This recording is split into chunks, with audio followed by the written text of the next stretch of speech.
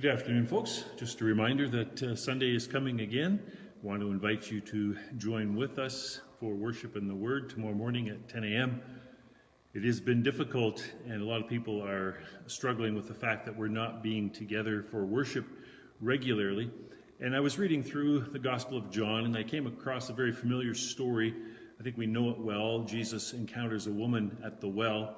She's a Samaritan woman. She's not a full-blood Jewish woman. And she had some questions about worship, and she asked Jesus during their conversation where we should worship. She said, we worship here and you worship in Jerusalem.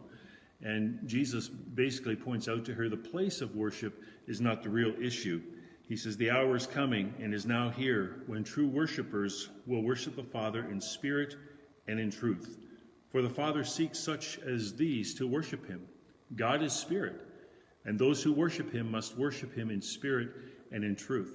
I'm thankful that when it comes to worshiping God, the location isn't all that important. We can worship God in our homes. We can worship God on a walk in the wilderness, a walk in the park. We worship God with our family, with our grandchildren. There's lots of ways that we can worship God and lots of places that we can worship God.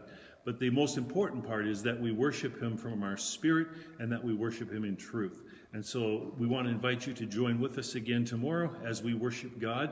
We're going to do that with our spirits. We're not going to be together physically, but we can still lift our voices at home. It's still all right to sing in your own home. And so I want to encourage you to do that. Join in with worship.